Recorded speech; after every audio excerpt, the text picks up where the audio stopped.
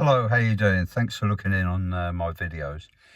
So today I just want to mention that I've got about 40 cases that I discuss. If you go on my playlist, it says Probation Case Discussion UK. So these mostly date from the 1990s, court cases that I dealt with. And the large majority are to do with court reports that I prepared for court. So they involve real people, but I've changed the names of everything and quite a lot of the details so that even the people that are being written about hopefully don't recognise themselves. And they're from long enough ago, they're from about the 1990s, so that's quite a while ago. So perhaps enough time's elapsed after these cases to help protect the identities of the people involved, and hopefully they've moved on since then. And you see, as a probation officer, you're dealing with all sorts of cases at pace, really, and doing all sorts of other work. And the whole variety of cases that you deal with are huge. So one week you might deal with a minor offence, small theft. I remember we used to deal with quite a lot of driving offences, drink drive, driving with excess alcohol, and often attached to those, people often who committed that sort of offence were at a bad point in their lives, which was a contributory factor to them offending. So my purpose in doing these court reports is I talk about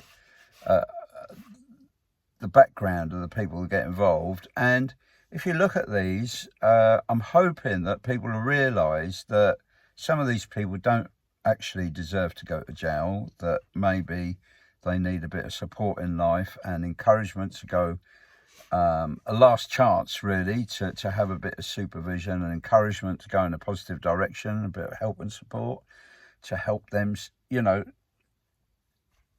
go in a positive direction in life. But also, I'm hoping that these stories give pointers as to possible reasons why people start offending. And sometimes a lot of it's to do with how people grow up, and what sort of childhood experience they've had, and, whether they've had bad or positive influences growing up can be a big, big factor.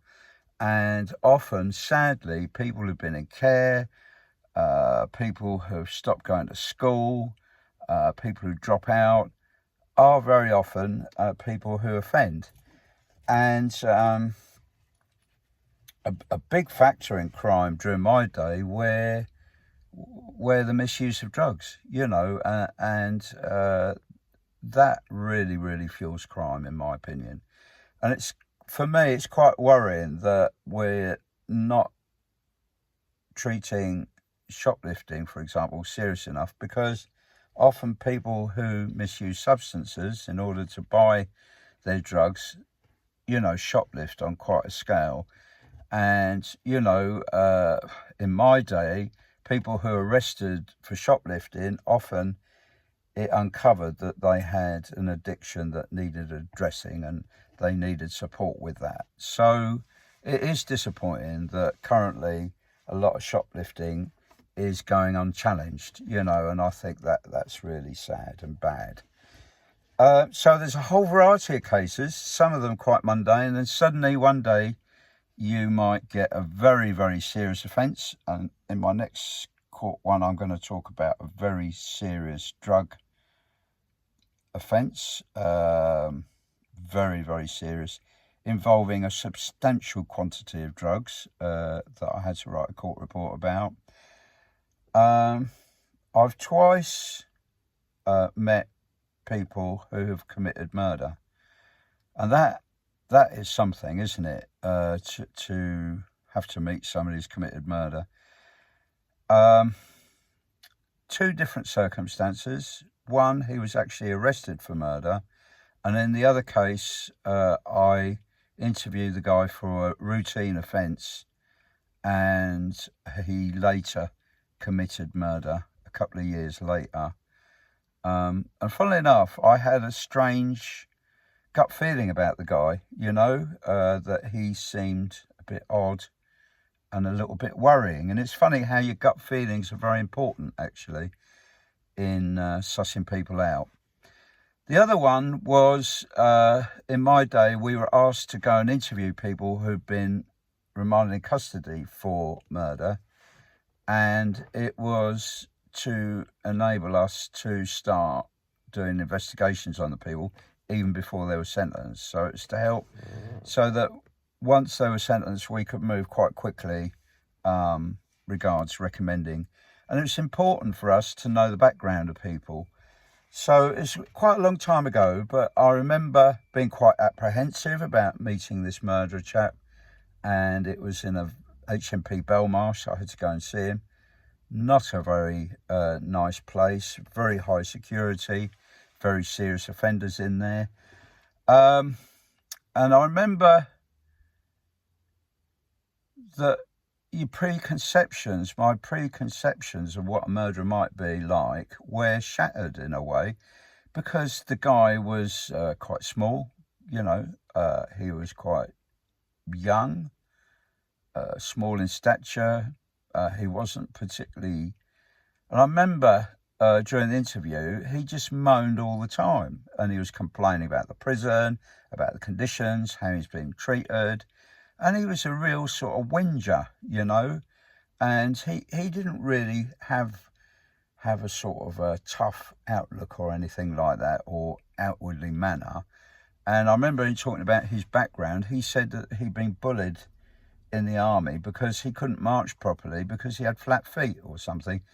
And to me, it just sort of seemed a bit sort of ridiculous at the time that this man who, claimed that he'd been bullied ended up being a murderer. And what it was he was a minor person in a gang, and they had killed somebody deliberately to do with drugs. So he's part of a drug gang.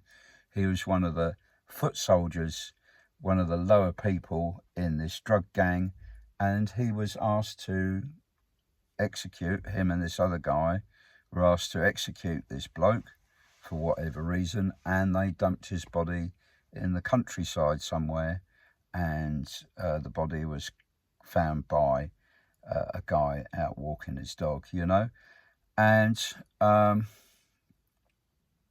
he if he attacked me, I would very easily defend myself, put it like that. Quite, he couldn't overpower me, this bloke. He was quite pathetic, I thought, and yet here he was, this pathetic man, had committed a most heinous offence, and he didn't really want to talk about it. He just sat there whinging all the time. It was a bit of a waste of time, me going to visit him. But anyway, I'd done my job, and I don't really know what happened after that. So... And then there was this other guy who I felt was quite strange and quite worrying, actually. And I was interviewing for Drink Drive or something like that. But I thought, there's something funny about this bloke. And lo and behold, a couple of years later, he committed this murder and got sent away for a long time. So it's strange, isn't it, life? But anyway, do look out, like I say, if you go on my on my YouTube channel, and you'll see various playlists, and there are about 40 odd different YouTubes discussing 40 odd real cases. And I hope it gives you a real insight into the court system, what probation do, and the sort of people that turn up in court, and also perhaps give some clues about how we as a nation might be able to reduce crime. That's my real aim. And don't forget to look out for my book called You the Sentencer. It's an interactive book where you decide how people should be sentenced. And I'm hoping that you're going to be dissuaded from sending everybody to jail having read this book. But I think it's a great book. So it's called You the Sentencer. It's by me, John Ebrington, and it's available on Amazon. All the very best, and thanks for looking in today. Cheers now. Bye-bye.